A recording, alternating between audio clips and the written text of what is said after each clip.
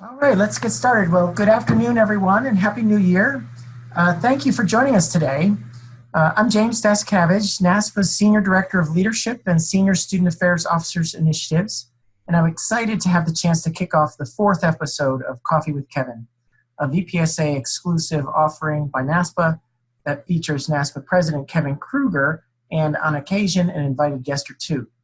During today's session entitled, What Do We Need to Know About Students Today and Tomorrow?, Kevin will spend some time exploring with Louis Soares, ACE's Chief Learning and Innovation Officer, ACE's important work in the areas of post-traditional learners and race and ethnicity in higher education. Well, welcome everybody. Welcome back from the winter break. I hope everyone had at least a little bit of a time to relax, enjoy time with family and friends. We're hard at it here. I know many of you are as well. Welcome back to Coffee with Kevin. If those of you know me well, some of you do, I see some of the faces on the screen here, know that I don't drink coffee, which is kind of funny that I've named this thing Coffee with Kevin. Louis actually has some coffee.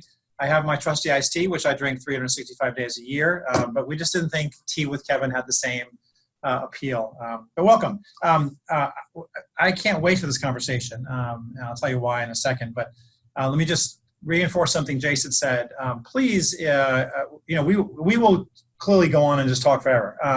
But we hope that this can be interactive for you as well. And if we say something that you want to dig into a little bit more, or you want to ask us some questions that we didn't even talk about, questions of the day, topics of the day, please use the chat and engage with us. That's the best way to make this interactive.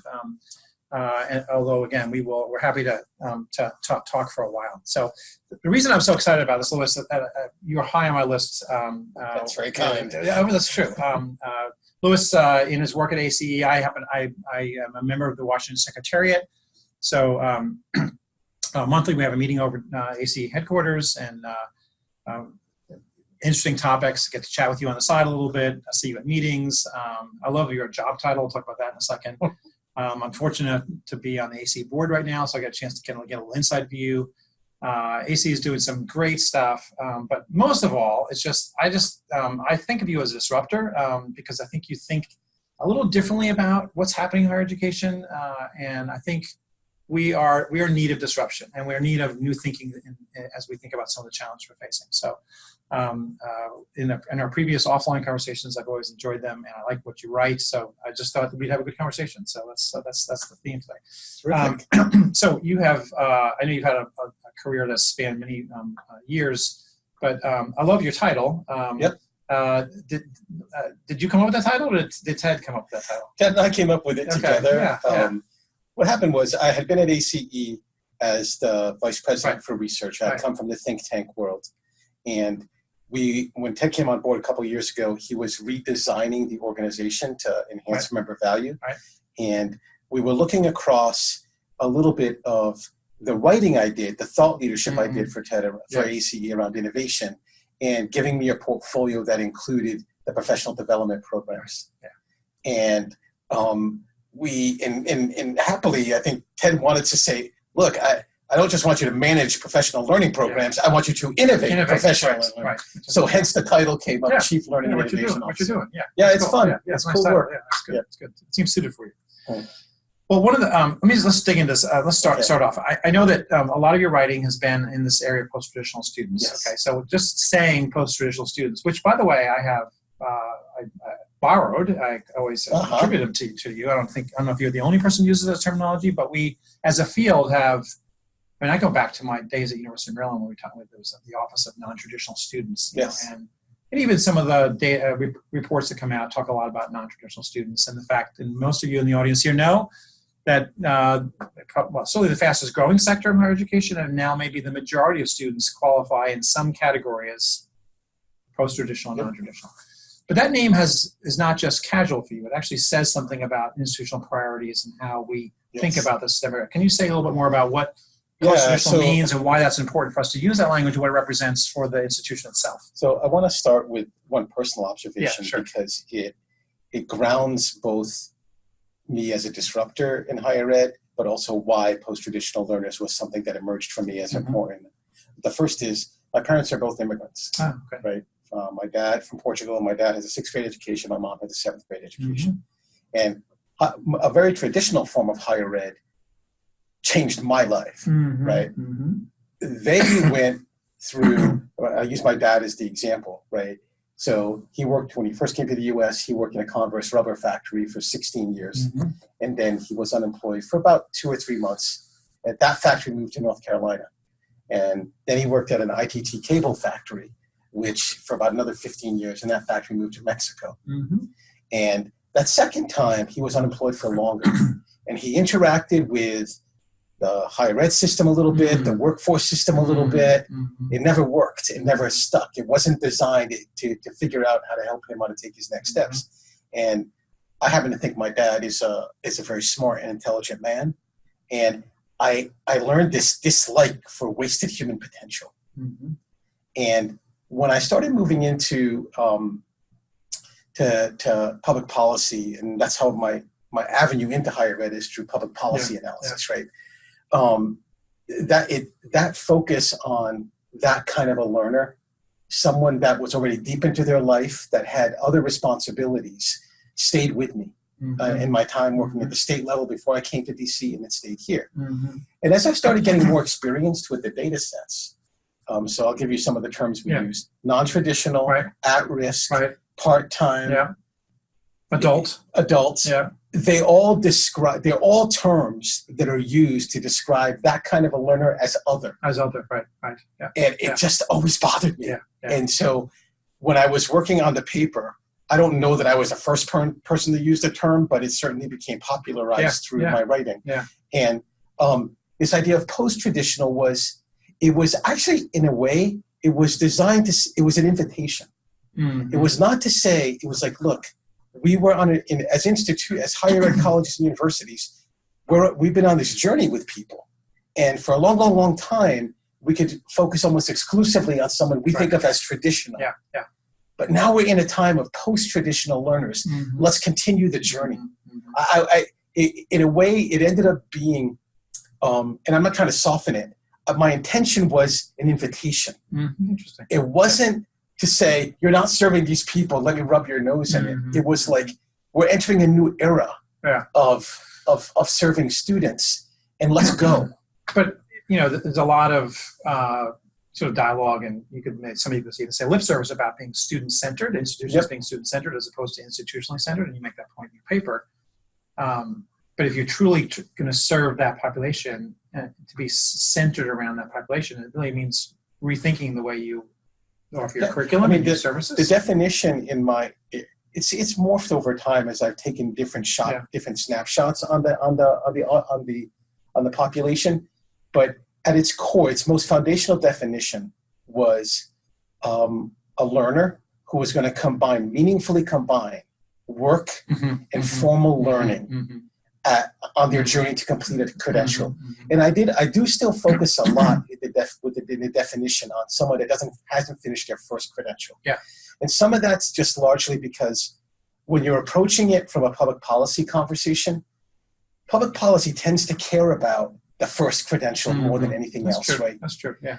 And so it's like, but it doesn't have to be limited by that. But in the writing that I do, that's really for federal policy or state policy, I do tend to focus on, and I don't usually, when I use a specific data set, and I can give you an example, I don't usually use age as the arbiter, because for a good example with ethnicity, right?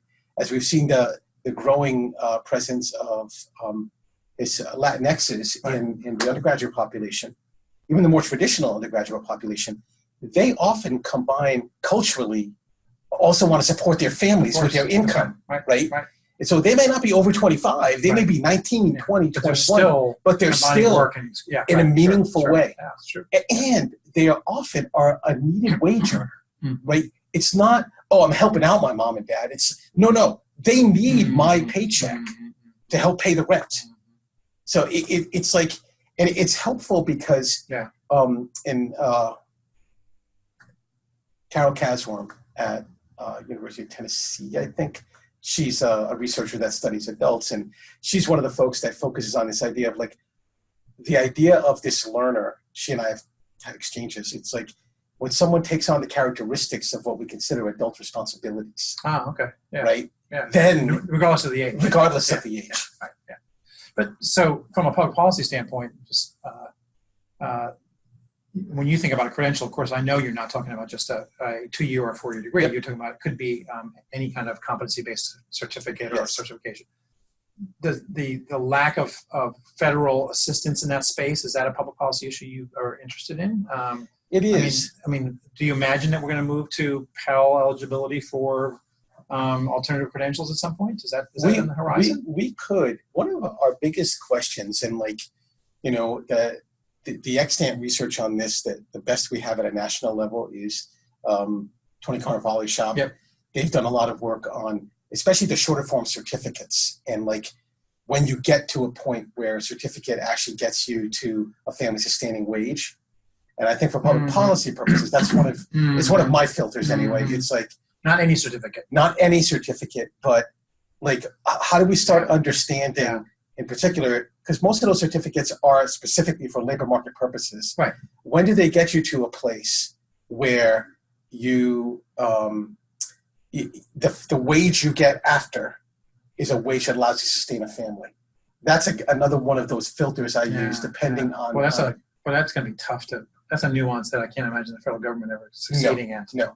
But the question becomes in the federal government context is, I can imagine that debate going, okay, and the institutions that tend to offer shorter form community colleges, some regional comprehensives, depending on the part of the, sure. What are the programs that they're offering, that fit in that category that it won't be blanket, but it's a weird thing. You want the federal government to be involved enough to help you. Right. But in some instances, you don't want that because it takes away flexibility. True. Things like that. But without it, we have there's a sticky affordability issue for folks who are working, sustaining a family, and then finding that extra ability to kind of engage in whatever options we offer in education. So that's going to be a challenge. It's totally true. And one of the questions is, and it's hard to have this conversation because when we talk about quality in the context of higher ed, we go often to what we know the most, which makes sense, regional accreditation, which is very reasonable, right? If you're creating something that's meaningfully different, you still want to have consumer protection in place. Mm-hmm. But what if the quality approach is different than what we've typically used? We have to learn that. Right. That's going to be and that's just the innovation. But that's the innovation. It is. And we're not there yet. Yep. Okay. So another thought I had, 2 more thoughts on this subject. One is we could certainly make almost a moral, ethical case for this work, right? Because you have a sector of our society that's not being served. But there's an economic case to be made also. So as almost every institution in this audience, unless you're lucky to be sitting in an elite private or a land grant, you're facing some kind of financial challenge. Yes. So this is a market that still is relatively untapped. I mean, the post-traditional intersect work and education market could potentially, if done right, and should be an incentive for institutions who are looking at their margins shrinking from the traditional age college student. I mean, this is a powerful economic model here that could be built, right? It's true. And so two approaches to that. First, one of the things for innovators to keep in mind when we're having this conversation is that not every institution is having that challenge in exactly the same way. Right? So for example, there are some states in the U.S. where the lower income population from an underserved population is growing by leaps and bounds, and others where it's not growing at all. And so for innovators, it's important because if you're about to say if you say what I'm about to say in a market where this isn't the issue yet, they're like, what are you talking about? Right? So when you think about engaging a population that tends to be lower income, that often, not always, but often is less academically prepared, it's this idea of how do you create a long tail that's more affordable to introduce them to higher ed. Right. Yeah. I don't want to pitch things, so I won't use names of companies, but there are organizations out there that are doing it, not in the boot camp space, but in I would call it a boot camp adjacent space, that are building small increments of college level learning, like that you can subscribe to. Yeah. Right. And their purpose isn't to get you credit or to feed that. It's priced in an affordable enough way to take someone that's been disengaged from the post-secondary system for a while to slowly find their way. It's like a popcorn trail. And all of a sudden, you hope that what happens is that's affordable enough. And you build into that ways to help them to begin to think about, all right, if the price point all of a sudden takes a jump, how do I manage that jump? What are the resources available to me? That's how you tap into that longer tail. Like thinking about it from an education attainment point of view, it's like, you have the some college no degree market, right? And then maybe you have the high school diploma market. So you have a high school degree, but you never went on. And there are still another millions of those in the U.S. economy. And then you get if you go below the high school diploma, that's when you start getting into some of the challenges of, if you can't read at a 10th grade reading level, that's a whole other set of issues if you were trying to build a bridge for that person into formal post-secondary.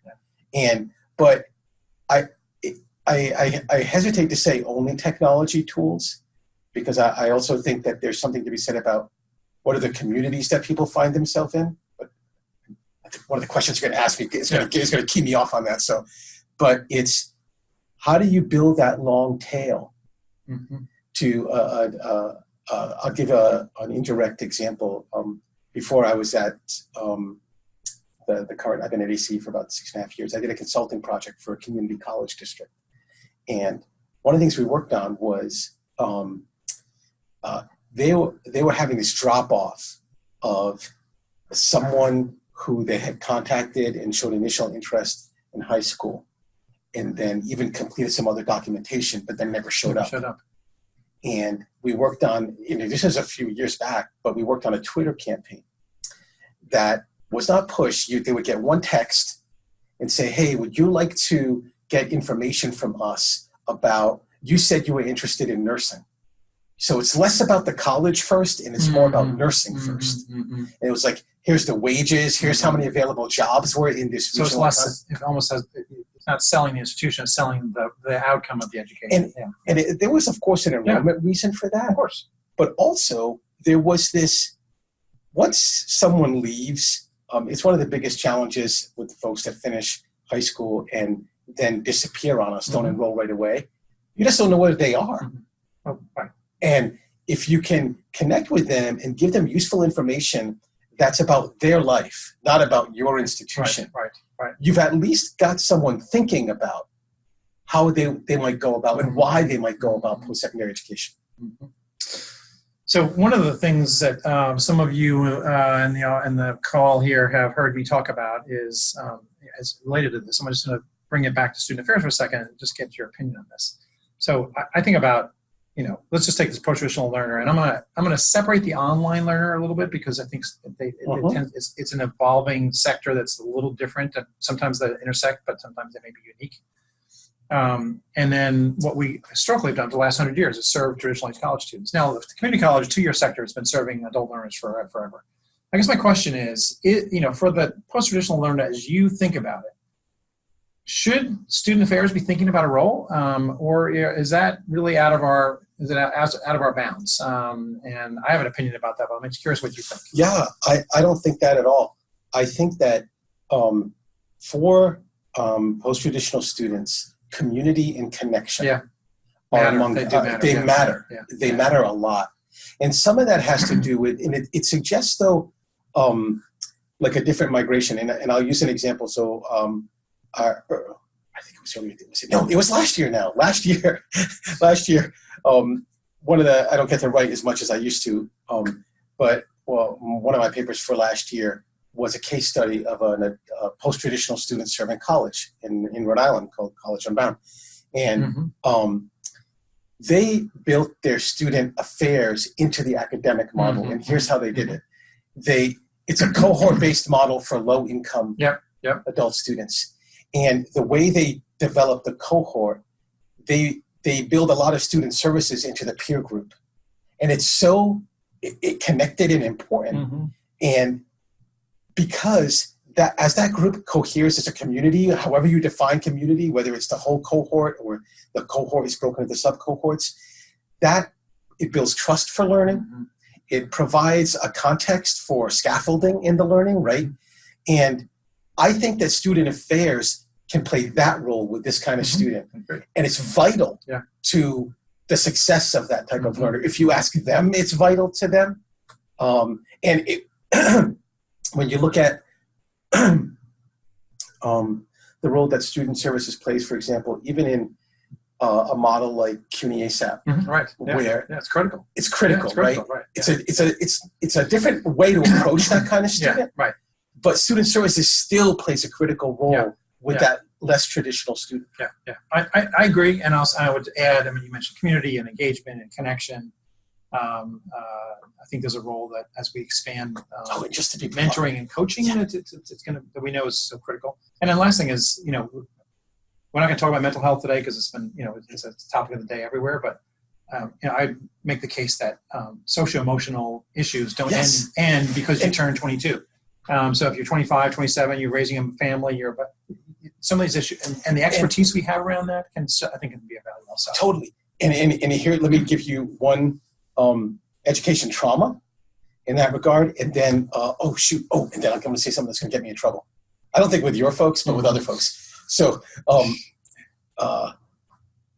one of it's an early finding, but of this particular case study was that for a certain set of lower income post-traditional learners that have tried higher ed before, they actually have some trauma from how badly that circumstance went for them. Self-efficacy, the feeling defeated. And student affairs can help there. And the other thing is, if you start thinking about, if your goal is to get this post-traditional learner to a certificate, a credential, a degree, whatever it is, and you start realizing that, edging on a continuum of services, I'll do it so that everyone can see, like, here is academic services and here is student services. As the needs of the student migrate towards student services more than the academic, should student services get more a shot of the revenue?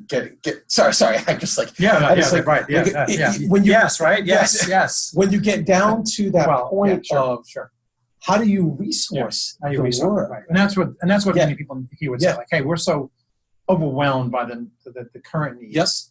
Let's bring a new sector in. We're going to fund those resources. So I think it's a legitimate question. I do think that this is something that I think is important for us in our field is that student affairs is able to pivot enough to acknowledge this emerging group of students that's going to be more actively engaged in our institutions. So let me delve into a couple of more things. So if you're the paper we're referencing that Louis wrote is called Postracial Learners and the Transformation of Postsecondary Education, a Manifesto for College Leaders. It's an easy and really interesting read. It's interesting. So just before I leave this, you wrote it in 2013. Some of the things that were going on in 13 are now kind of like, we've I wouldn't say discredited, but we sort of moved away from it. And there was obviously MOOCs were a big bail then. And Christensen's, writings have been, some of his projections haven't quite come. But having said that, the elements of what you write are spot on. I think it's worth a read if you want to take a look at that. Easy to find. Go to ACE's site, Google Louis Soares, Soares, and you can, and his papers are right there. And there's a lot of other stuff on the web. But the other one the other one you wrote was about evolving higher education business models. You were surprised that I liked some of this. I was just like, wow. Somebody read this. Wow. Somebody read this paper. This is a little denser, but there's a couple of things that you talk about that I thought were really interesting. So, and one was this notion of really using data and transparency around data to just make better organizational decisions, and also and sounds like what you're also calling for is for those decisions to be filtered down in the organizational structure as opposed to retained at the top. So that's a different model of how we manage our institutions, right? So, Yep. so say more about that thinking. So essentially, a lot of when I've talked about this paper, what I say is, in a lot of ways, colleges were the first networked companies, because campuses were designed to aggregate experts and aggregate books. Yeah. And then you kind of didn't really manage them that much, right? But what's happened is, as the economy has become more complex, more and more enterprises work that way. And a whole body of management literature and practice has grown up around how you manage a distributed enterprise. And I went and I mined that literature for how it kind of works. And it does work. And it works. Yeah. Like, if you look at the paper, for everything from eBay to Cisco, Cisco, the router company, was the first big example in this body of literature. But then there have been all these other ones. And even the sharing economy companies like Airbnb work on the same basic premise, that with a shared set of common metrics, you can actually manage quite well a very distributed enterprise. Kevin and I were speaking earlier, and he mentioned when he read this, he said he could see the tinges of shared governance in it. And I just said, I totally agree. And one of the reasons I was drawn to it was because it felt to me like it is it's disruptive a bit, but it's also a disruptive evolution of the shared governance. Yes. And what I often say to folks now when I do get invited to speak is I say, look, I get asked this question a lot. They say, Louis, tell me, what's the biggest thing that's going to change higher ed in the next 10 years? Or the biggest technology. And I say, you know what? It's not that, actually. It's like higher ed will become a more intentionally managed enterprise in the next decade or quarter century. Whether we as competent education administrators and professionals do that to ourselves, or pressure from outside the institution requires it of us, is up to us. I do believe it's up to us. I think that if we demonstrate an ability to, a good example is now almost like an axiomatic one, Georgia State's ability to close their equity gaps, right? One of the things that, we don't talk about enough is that that's gained them a lot of credibility with their state legislatures, right? That they're like, wow, you guys said you were going to do this. You measure it, and then you do it, and you can prove it to me that you did it. Those things matter when, outside, public policymakers in particular, whether at the state level, at the federal level, when they're looking in at something that they might want to regulate more or legislate more, and they say, oh, wait a minute, they're actually doing something. They can prove to me they're doing it. I don't need to do anything. And so that the networked organization model is a way to begin to get us to think about it. And I also think that two other precursors to it. It's also not foreign to higher ed because, not precursors, but kind of like bolsters for it. Higher ed, one of the areas that higher ed actually does use a lot in terms of performance is benchmarking. You decide who your peer institutions are. And you have to have data that you agree on there. And I think I mentioned that in the paper. But the other change that's coming, the way we start the paper, is this observation from different data points that in the next decade or so, 2 data sets are going to come together. The ability to understand the financial ROI at a course or program level, and our ability to actually measure learning outcomes. And the way when I use that example, I always say to folks, online learning is a part of that, but if we really think about the learning that's going on our campuses, sometimes, you're in Western Civilization 101, right? And sometimes 30% of all the learning in that class is going on in interactive tools on a website.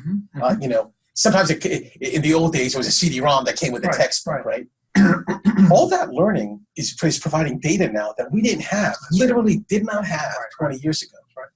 When you can start linking together the financial data for program performance and learning outcomes data, that's a transformational revolution in higher ed. Interesting. One of the things we chatted about before was the there's some headwinds, obviously, to this kind of transformation. I wonder sometimes whether the structural models of higher ed, and for example, the academic deans that we have on campus and the fiefdoms that we have created, and you could also make the case that the divisions of student affairs and that all these structures, these walled-off structures, actually create barriers to some of that kind of innovation. I mean, I don't know how you break that down.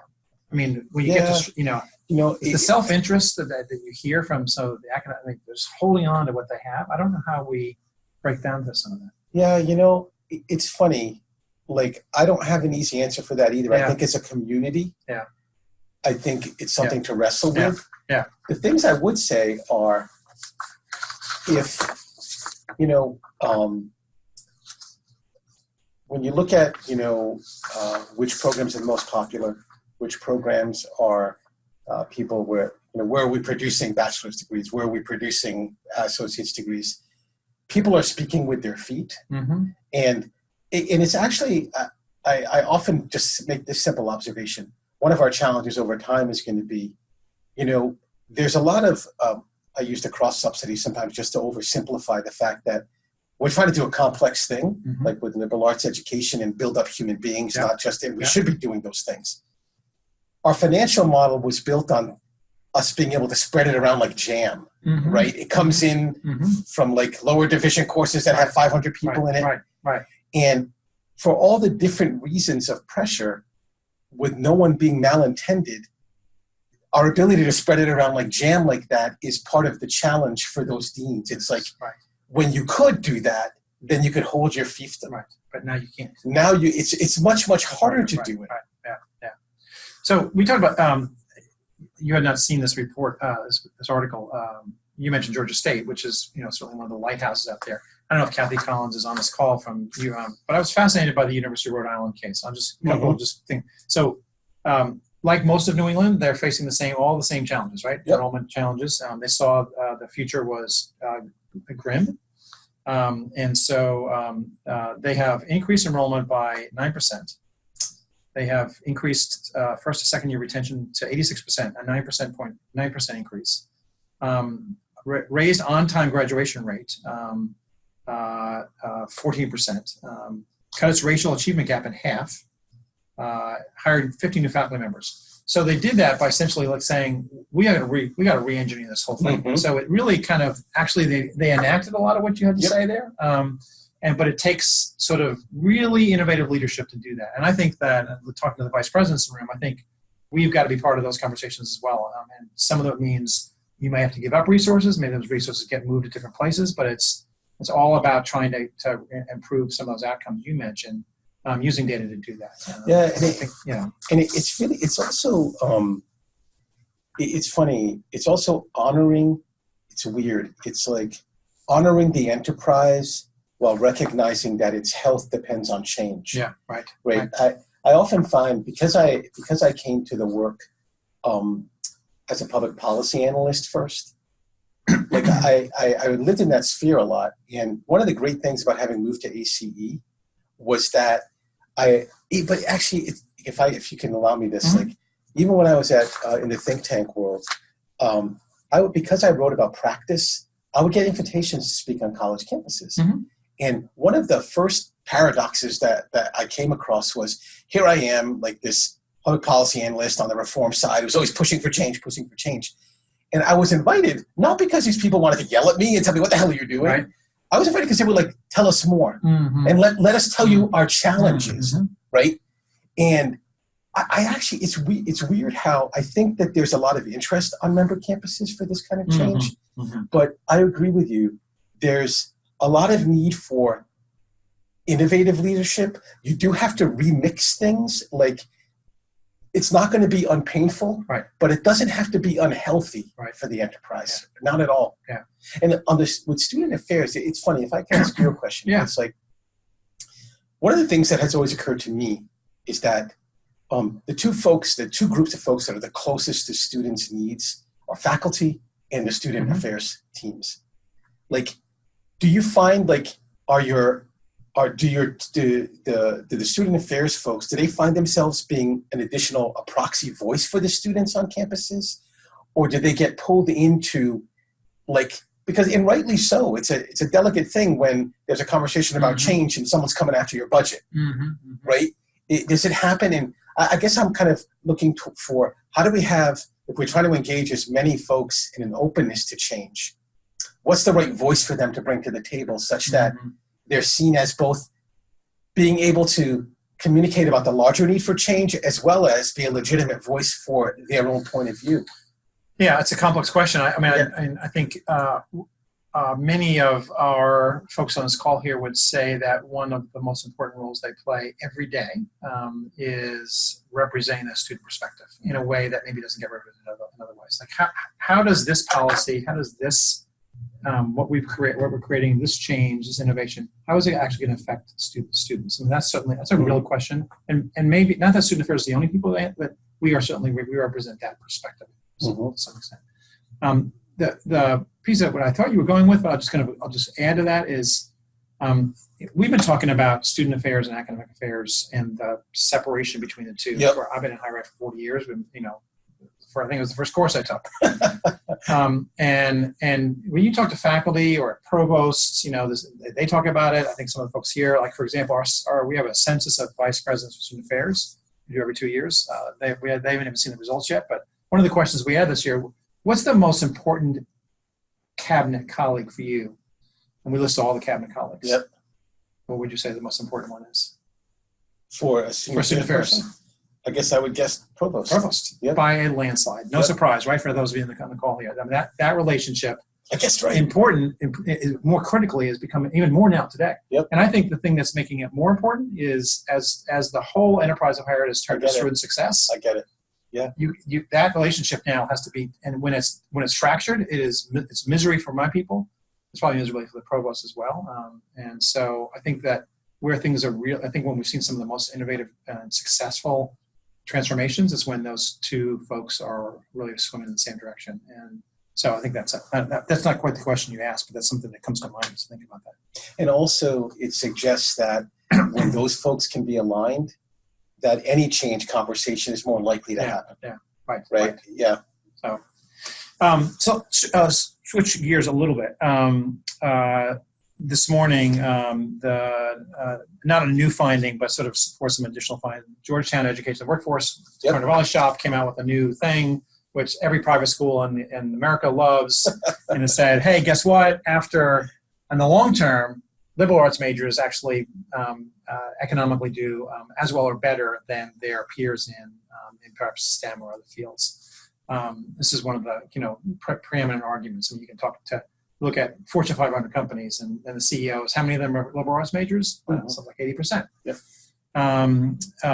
So this certainly beefs up an argument that obviously liberal arts matter. But they don't just matter because it's the liberal arts. It matters because what today's workforce is requiring actually is some of the same kinds of skills that liberal arts teaches you, right? I mean, that's the point of it all, right? So I guess the question is, what does this mean for non-liberal arts majors? What does this mean for your post-traditional students who are not taking a liberal arts curriculum? How do we infuse those workforce needs into more of higher education than just liberal arts? Yeah, I mean, it's totally synthesis. Yeah. I mean, to the extent that much respect to all of our colleagues in the higher ed community, it's like we need to be having the conversation and leading the conversation about how career preparation and liberal arts education are being synthesized. That and not synthesized like into a big blob, but more that we understand that in today's society and in today's economy, the mix of skills that people need to be successful are the ones developed in each one of those disciplines. They, for a while in the late 90s, early 2000s, they call it a T-shaped professional. Right. I think they call it an M. It's now M. It's an M. Oh, I heard that one. Yeah, okay. It's an M-shaped professional now. But and how do you begin to? I think I want to come back to teaching and learning for a minute, and then maybe migrate to post-traditional students, if you don't mind. I think that doing a check on foundationally, how is our teaching and learning going anyway, regardless of where career preparation or liberal arts, how are we doing on the teaching and learning side? And then on top of that, how might we enhance those experiences for students? And by the way, by teaching and learning, I don't just mean what happens in classrooms. Yeah, I think plenty of right. Learning happens. If you think about these workforce skills, they're going to happen to some extent in the classroom, and mostly actually in whatever the world is outside the classroom. It doesn't have to be student affairs, but whatever that world looks like. It's interesting. I was looking at some data recently from community colleges that actually measure, they're calling them institutional learning outcomes. And they mostly would be learning outcomes that you would associate with a liberal arts education. So critical thinking, problem solving, those type of things, the ability to communicate. And as I was reading them, it was interesting because I was thinking to myself, yes, they found a way to count this, but how cognizant are the faculty and the students of the fact that they're learning these things? That's the students in particular. Yeah. That intentionality, I think, is a piece that's maybe we haven't quite wrapped our head around. It's missing in because this is intuitional, because a lot of the data would say that employers are saying, no, students can't do these things, right? I do believe that in some of those cases, at some level, it's a student's total lack of conscious knowledge. I totally agree with you that they can do those things, right? And that's not for being an apologist for us, and we're doing great as a community. It's just that there's something about those particular skills. If you don't have a sense of agency about what critical thinking looks like, right. Well, I'm going to put a plug in for a NASPA project we're doing with ACRO, which is the Comprehensive Learner Record. Which is fascinating. It's really kind of, many of the folks here are engaged in some work like this. People keep saying, well, what if you have a digital record of what you've learned and what you've done, particularly outside the classroom, which doesn't have to be student affairs, but can be internships and other kinds of things. If you had that, what if employers don't care about it? And I'd say, okay, well, it's too bad, but if the student cares about it and the institution cares about it, the intentionality of creating it actually gets at what you're talking about. Because now I'm actually naming and identifying those skills, and I can communicate them and see how they're connecting to experiences. I think that positions students better to articulate that in the workplace that they enter. So I think that in the long run ends up being a good thing. And to echo that, like with those, like critical thinking is a good example. It's one of those things where unless someone helps you to see that you do that, it's very hard to point to it and say exactly what it is, right? Because it's also a process. It's not a one thing, right? Exactly. It's not learning what, this specific code or skill or thing like that. It's a evolution. You can't point to one single thing. Exactly. So, interesting. Well, I think, anyway, liberal arts institutions out there. Go liberal arts institutions. Go liberal arts institutions. Goodness knows you're taking enough battering. It's good enough bad news. It's some good news. Good to have some good news. Let's switch to today. I don't know if you know this, but there's an election coming up. Yes, I have heard this. Yes. I think my folks in particular are very concerned about the climate on campus and the ways in which the election is going to really bring some challenging environmental conditions on campus. You've seen the UCLA data. Students now are at the least middle of the road of any time in the last 51 years. So students are as polarized as America is. And so that conversation is coming to our college campus. So thoughts about if that's the reality, what's your thinking about the role that, proactive role institutions can be playing in this system? I know I can speak to two observations. One, there's a lot of ACE is aware from just our conversations with our members, like we have some members that overlap with you guys and everything, that there's a lot of organizing for the election going on campus. So like the folks are trying to get out the vote. That's a good thing. That's a good thing. Yeah, right. Also, there are more member campuses that are more focused on, civil dialogue, but even more than that, civic education. Like, how do we talk about issues here? And I actually think that it's one of those. If there's one of the aspects of myself, I am a disruptor. It's like that's the voice I bring to our collective conversation, right? Sometimes I get a little bit worried about, but colleges do need to be teaching civics. We can't all be disrupting everything all the time, right? But I also know that I'm one voice in a much broader chorus in a conversation about how to do change on higher ed campuses.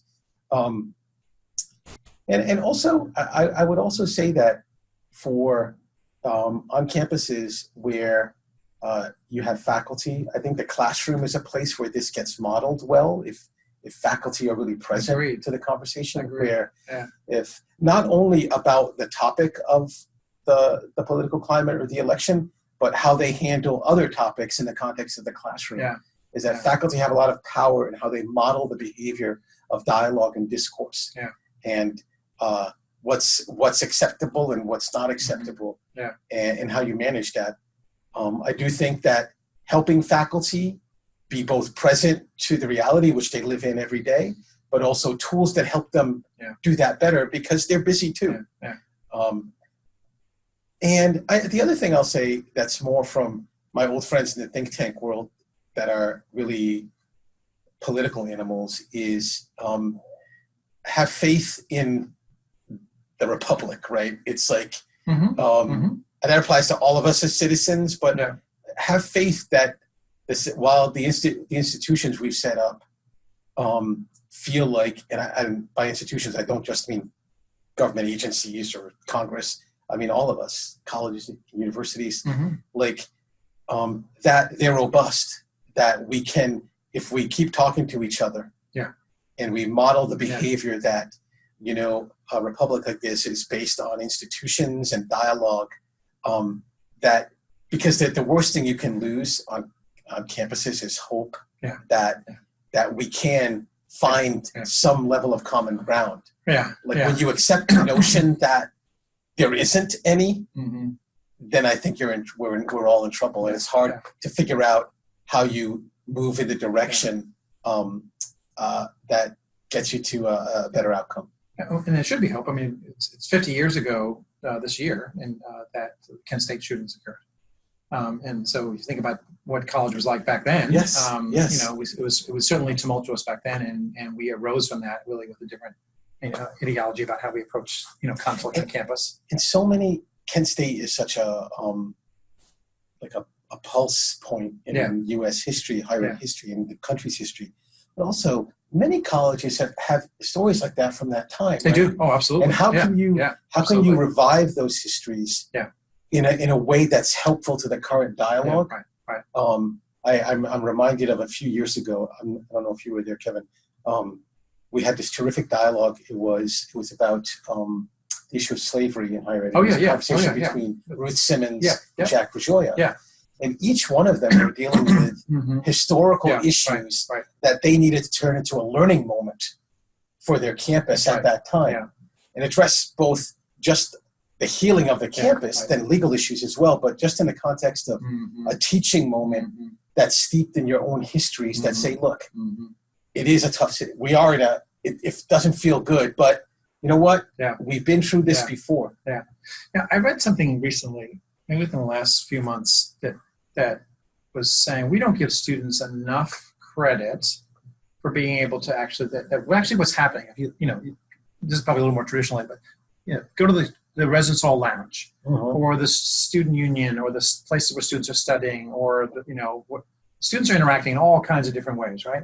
And that they actually are exhibiting more tolerance for divergent opinions than we sometimes give them credit for, and that we pay attention to with the outlying incidents. When students shut down a speech, or there's a protest, and somebody rips a MAGA hat off of somebody. We pay attention to those things, but we miss then that for the majority of the student culture, they're actually engaged in some pretty healthy dialogue around things, and are interested in hearing. They haven't completely made their mind up totally. They may have come in with a bias, but they're interested in hearing other perspectives. I don't know if we get that story gets told very much. What it's bringing to mind is my colleague Lorella Espinosa. She and the research team have been doing work on campus inclusion in free speech, kind of the intersection of free speech and campus inclusion. And I think that it's fair to say that one of the findings is, what's your sense of, what's your sense of, just to use the campus as the frame for the community, what's your sense of, how do you communicate now? Do you have a healthy level of communication generally on your campus? Does it feel like a community, number one? And then those outlier moments, not to diminish them, but it's like, if there's a strong sense of community that people feel, so the president feels it, a student feels it, a faculty member feels it, then that community has some norms that you can leverage in healthy ways. Sure. And less so, like, because so often it's interesting because when you get beamed into that community on the nightly news, you have none of that context. That's right. And it's how can you find how can, just to speak from a student affairs leader's point of view, or a dean's or a faculty member's, it's like, well, what are the values of our community every day that we see when, a grenade isn't thrown into the situation? Like, that's not a bad place to start for how you begin to address that new volatile situation. Yeah, good point. We could go another hour. Yes, we could. We could go, actually. I just want to people are going to get back to their jobs. I want to thank you for spending a little time with me on this. Oh, thank you for having me. I think the things that we're talking about, there's a lot of talk about higher ed's not sustainable, but you suggested in some of your writing that we have been evolving over the year. Over the decades we've evolved. Higher ed today does not look like a higher ed 50 years ago, 40 years ago, 30 years ago. I'm looking to continue to do that. Totally. One of the factoids that is not new, but it's for me anyway, it's grounding. It's that, so Harvard I don't think Harvard offered its first thing that might be called a degree for 50 years until after it started. Right? So it's like, now the idea of a Harvard degree, especially that undergraduate degree, it's like this iconic symbol of what the system is. But it's not even how it started. Yeah, right. And so it's like, for those of us that, especially for campus leaders, like our members and your members, right? It's like we have always been evolving, and sometimes it's easier than harder, but the evolution is there. I do think sometimes the evolution happens in fits and starts, but we haven't been the same thing for 300 years. Right. And now we're trying to change. Yeah. What's different, I think, though, is probably the pace of required change from external influences is probably going to force us. And I'm not sure always that change that's that imposed is the most thoughtful change. And we're going to be making some changes. It's that true. Are going to probably be totally true. May not necessarily serve higher ed in the long run, which I think is I think that's one of the challenges. It is a challenge. So thank you very much. Thank you, sir. Thank you all for coming and joining us again. Some of you, I'll see you in Austin in March, and good luck with the semester and your quarters as they roll on. Thanks for joining us today. Appreciate it.